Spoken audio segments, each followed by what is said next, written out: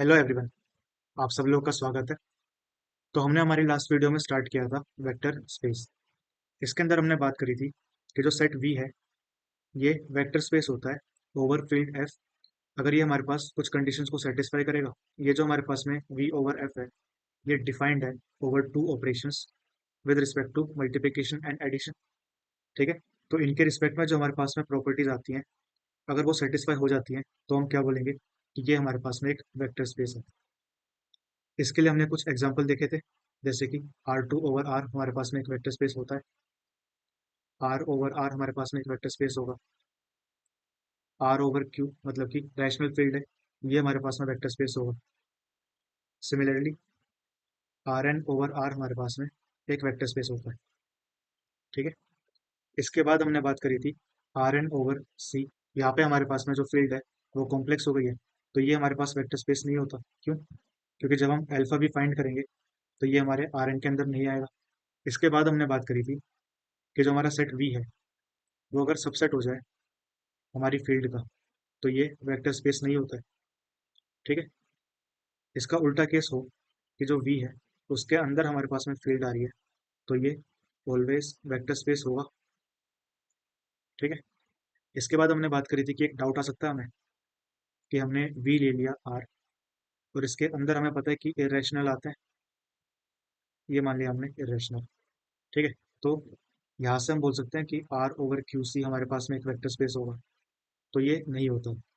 क्यों नहीं होता? क्योंकि जो क्यू सी है ये हमारे पास में फील्ड ही नहीं होती।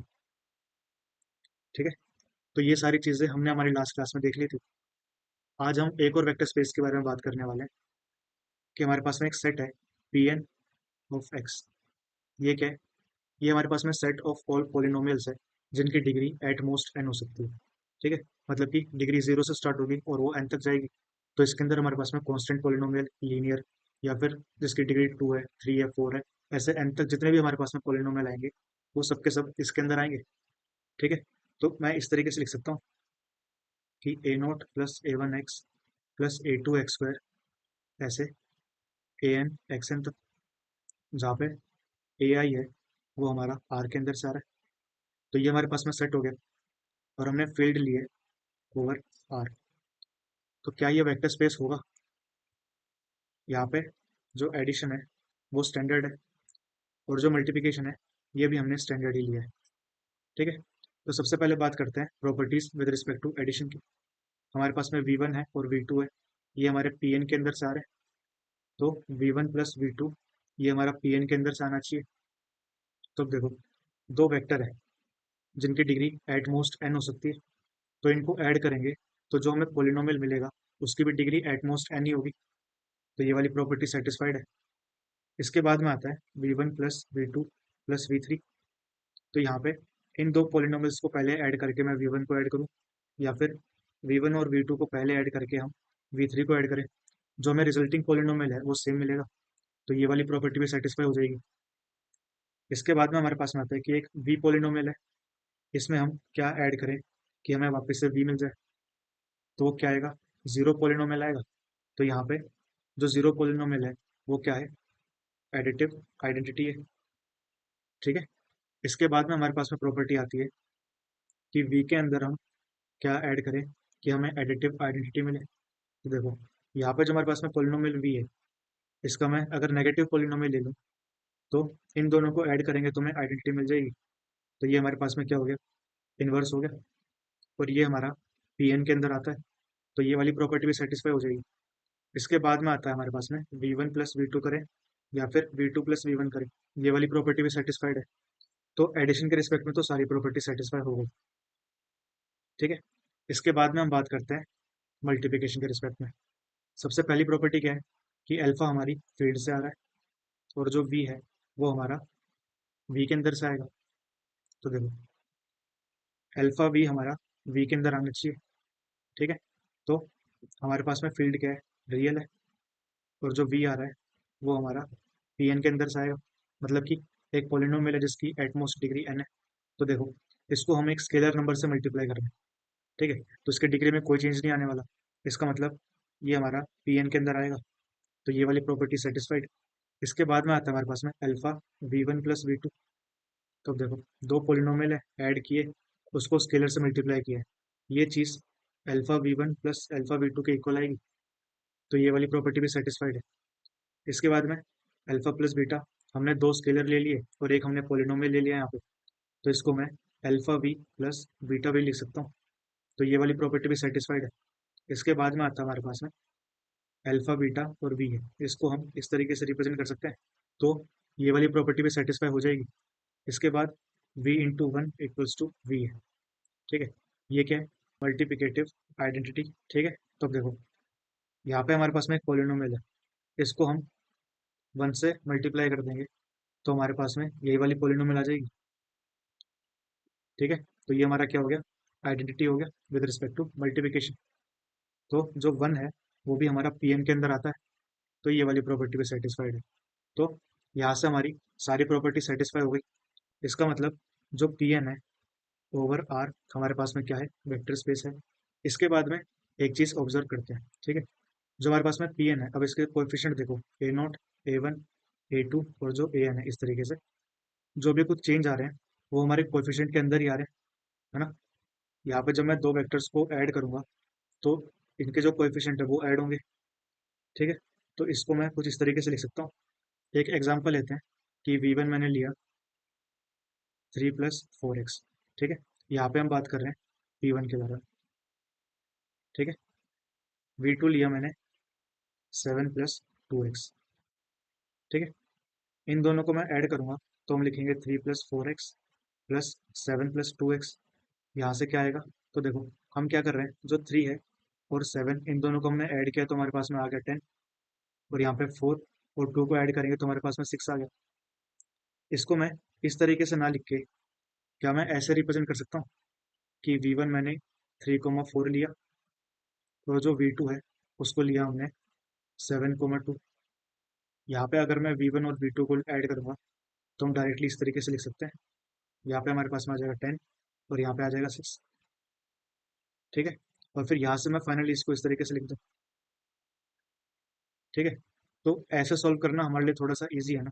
इसका मतलब जो हमारे पास में p1x है, इसके अंदर जितने भी पोलिनोमियल आएंगे इन सबको मैं एक वेक्टर की फॉर्म में रिप्रेजेंट कर सकता हूँ। ठीक है, ऐसे ही अगर मैं एग्जांपल लूँ p3x ले लेते हैं, इसके अंदर जो पोलिनोमियल है वो a0 plus a1x plus a2x² plus a3x⁻³ कुछ इस तरीके से आएगा। ठीक है, तो इसके अंदर जो हमारे पास में एलिमेंट आ रहे हैं उसको भी मैं a0, a1, a2 और a3 इस तरीके से वेक्टर की फॉर्म में रिप्रेजेंट कर सकते हैं। ठीक है, तो सिमिलरली ये चीज़ मैं पी एन एक्स के लिए बोल सकता हूँ, है ना। और ये हमारे पास में एक वेक्टर स्पेस है, तो जो वेक्टर स्पेस के एलिमेंट होते हैं वो हमारे पास में वेक्टर ही होते हैं, तो ये हमने इसको एक रिप्रेजेंटेशन दे दी। ठीक है, इसके बाद हम बात करते हैं पी एक्स के बारे में। इससे पहले जो हमने पी एन ओवर एक्स बात करी है, ये हमारे पास में क्या होता है? सेट ऑफ ऑल पोलिनोमियल जिनकी degree less than equals to n होगी। ठीक है, यहाँ पे हमारे पास में ऐसा कुछ नहीं है, जितने भी पोलिनोमियल है हमारे पास उन सबके सेट को हम इस तरीके से रिप्रेजेंट करते हैं। ठीक है, यहाँ पे बस हमारे पास में एक कंडीशन है कि जो कोएफिशिएंट है वो हमारे पास में रियल होनी चाहिए। ये भी हमारे पास में एक वेक्टर स्पेस होता है ओवर आर। इसके बाद में हम बात करते हैं रियल वैल्यूड फंक्शन के बारे में। इसका मतलब जो ये हमारे पास में सेट वी है, इसके अंदर वो वाले फंक्शंस आएंगे जो डिफाइंड है over an interval to R. ठीक है, यहाँ पे हमारे पास में इंटरवल कुछ भी हो सकता है, इसकी जो वैल्यू है वो हमारे पास में रियल आनी चाहिए। तो ये हमारे पास में रियल वैल्यूड फंक्शन होगा। तो हमसे पूछा गया है कि जो ये वी है ये ओवर आर हमारे पास में वेक्टर स्पेस होगा या नहीं होगा। ठीक है, और जो एडिशन और मल्टीप्लिकेशन है वो हमारे पास में स्टैंडर्ड गिवन है। ठीक है, तो ये भी हमारे पास में एक वेक्टर स्पेस होता है। ठीक, आप इसके ऊपर सारी प्रॉपर्टीज को लगा के देख सकते हो, ये सारी प्रॉपर्टीज को सेटिस्फाई करेगा। ठीक है, तो ये भी हमारे पास में क्या है? वेक्टर स्पेस है। इसके बाद में हम बात करते हैं मैट्रिक्स के बारे में। एक मैट्रिक्स एम लिए जो 2 × 2 की, ये मैट्रिक्स कुछ ऐसी दिखाई देगी। यहाँ पे ए बी सी डी जो है वो हमारे आर के अंदर से आ रहे हैं। ठीक है, स्टैंडर्ड एडिशन और मल्टीप्लिकेशन डिफाइंड है, जो ऑपरेशन हमारे पास। और हमसे पूछा है कि एम ओवर आर क्या वेक्टर स्पेस होगा क्या। ठीक है, तो अब देखो, इसके लिए हम बात करें तो V1 और V2 हमारा M के अंदर से आ रहे हैं, तो V1 प्लस V2 भी हमारा M के अंदर से आना चाहिए। ठीक है, V1 क्या होगा, A1 B1 C1 और D1। V2 हमारे पास में है A2 B2 C2 और D2। ठीक है, अब देखो इनको मैं ऐसे मैट्रिक्स की तरह लिख रहा हूँ, क्या मैं इसको ऐसे भी लिख सकता हूँ, A1 B1 C1 और D1। ठीक है, और जो V2 है उसको A2 B2 C2 और D2। ठीक है, मैंने इस तरीके से लिया है कि पहले यहाँ जाएंगे, फिर यहाँ आएंगे, उसके बाद यहाँ जाएंगे। ठीक है, जो ऑर्डर है वो सेम रहना चाहिए। इनको ऐड करेंगे तो हमारे पास में क्या आएगा, A1 plus A2 B1 plus B2 C1 plus C2 और D1 प्लस D2। ठीक है, इसको वापस फिर मैं इस तरीके से लिख सकता हूँ, A1 plus A2 B1 plus B2, यहाँ पे C1 प्लस C2 और D1 प्लस D2। ठीक है, तो देखो इसका ऑर्डर भी 2 क्रॉस 2 है, और यहाँ पे जो एंट्रीज आ रही है वो रियल है, इसका मतलब ये हमारा M के अंदर आएगा, तो ये वाली प्रॉपर्टी सेटिस्फाई हो गई। वैसे ही आप और बाकी प्रॉपर्टीज को चेक कर सकते हो, V1 प्लस V2, पहले इन दोनों को ऐड करके V3 को ऐड करें, या फिर पहले V2 और V3 को ऐड करें फिर इनको ऐड करें तो सेम मैट्रिक्स मिलेगी। इसके बाद में जो हमारे पास में V मैट्रिक्स है, इसमें कौन सी मैट्रिक्स को ऐड करें कि वापस हमें V मिले, मतलब कि हमें आइडेंटिटी फाइंड करना है, तो वो जीरो मैट्रिक्स हो जाएगी। और जो जीरो मैट्रिक्स है ये भी मेरे M के अंदर आ रही है, तो ये वाली प्रॉपर्टी भी सेटिस्फाइड है।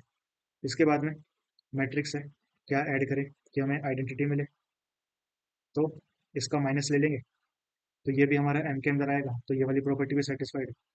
इसके बाद में V1 plus V2 equals to V2 plus V1 होगा, ये भी सेटिस्फाइड, सारी प्रॉपर्टी सेटिस्फाई हो गई। इसके बाद में आप मल्टीप्लिकेशन के रिस्पेक्ट में प्रॉपर्टीज चेक कर सकते हो, तो ये वाली सारी प्रॉपर्टीज भी होती हैं। ठीक है, तो यहाँ से हम बोल सकते हैं कि M ओवर R इसका ऑर्डर 2 क्रॉस 2 है, ये हमारे पास में एक वेक्टर स्पेस होता है। ठीक है, सिमिलरली यहाँ से मैं M M क्रॉस N के लिए बोल सकता हूँ कि ये भी हमारे पास में एक वेक्टर स्पेस होगा। ठीक है, तो हमने अभी तक दो नए वेक्टर स्पेस देख लिए, एक Pn ओवर X और दूसरा M ओवर R, इसका ऑर्डर हमारे पास में लिया। ठीक है, ये सारे वेक्टर स्पेस हमने देख लिए, और हमने एक और चीज़ यहाँ पे देखी है कि जो पॉलिनोमियल है और जो हमारी मैट्रिक्स है, इनको हम वेक्टर की फॉर्म में रिप्रेजेंट कर सकते हैं। इसके बाद में हमारे पास में और भी वेक्टर स्पेस हो सकते हैं, जैसे कि C ओवर C हो सकता है हमारे पास में वेक्टर स्पेस, इसको मैं C2 ओवर C ले सकता हूँ, या फिर Cn ओवर C ले लें। ठीक है, Cn ओवर R हमारे पास में वेक्टर स्पेस होगा, तो इस तरीके से हमारे पास में और भी वेक्टर स्पेस हो सकते हैं। ठीक है, इंटीग्रेशन के रिस्पेक्ट में हमारे पास में वेक्टर स्पेस होता है, अगर मैं डिफ्रेंशिएट करूँ तो वो भी हमारे पास में एक वेक्टर स्पेस होता है। आई होप यहाँ तक की सारी चीज़ें आप लोगों को समझ में आ गई होगी। इसके बाद हम बात करते हैं सब स्पेस के बारे में। ये क्या होगा, अब देखो मान लेते हैं कि ये हमारे पास में एक बी है, और ये हमें पता है कि ये वेक्टर स्पेस है। ठीक है, तो जो इसके अंदर हम कोई भी एक इसका सबसेट ले लेंगे, तो इसको हम बोलेंगे कि ये सब स्पेस है, अगर ये भी कुछ प्रॉपर्टीज को सेटिस्फाई करे, है ना। तो देखो इसके लिए जो हमारे पास में प्रॉपर्टी होती है, closure with respect to addition, और दूसरी प्रॉपर्टी है closure with respect to multiplication. यहाँ पे जो है मेरा सबसेट है, इसको मैं W से रिप्रेजेंट कर दूँ। ठीक, तो जो फर्स्ट प्रॉपर्टी है closure with respect to addition, ये क्या होगा कि अगर V1 और V2 ये दो वेक्टर हैं जो मेरे W के अंदर आ रहे हैं। ठीक है, तो V1 प्लस V2 ये भी मेरे W के अंदर आना चाहिए। और जो हमारे पास में दूसरी प्रॉपर्टी है closure with respect to multiplication, ये क्या बोलती है कि अल्फा V मेरा W के अंदर आना चाहिए। यहाँ पे अल्फा हमारा फील्ड के अंदर से आ रहा है, और जो V है वो हमारा W के अंदर होगा। ठीक है, तो अगर ये दो प्रॉपर्टी सेटिस्फाई हो जाएंगी तो हम क्या बोलेंगे कि ये सबस्पेस है ऑफ V। ठीक है, सबस्पेस को हम फॉर्मली ऐसे डिफाइन कर सकते हैं कि एक नॉन एम्प्टी सेट है हमारे पास में W ऑफ V। ठीक है, तो ये इसका सबसेट होगा अगर ये दो कंडीशन सेटिस्फाई होती है कि U प्लस V हमारे W के अंदर आना चाहिए फॉर ऑल U और V जो हमारे W के अंदर आ रहा हो। वैसे ही दूसरी प्रॉपर्टी क्या है कि अल्फा U हमारा W के अंदर आना चाहिए, जहाँ पे अल्फा हमारी फील्ड F से आ रहा है और जो U है वो W के अंदर से आ रहा है। तो अगर ये दोनों प्रॉपर्टी सेटिस्फाई हो जाएंगी तो हम क्या बोलेंगे कि W is subspace of V, और इसको हम इस तरीके से लिखते हैं तो आज के लिए इतना ही। अगर आप लोगों को कोई भी डाउट हो तो आप नीचे कमेंट सेक्शन में लिख सकते हो। Thank you so much and have a nice day.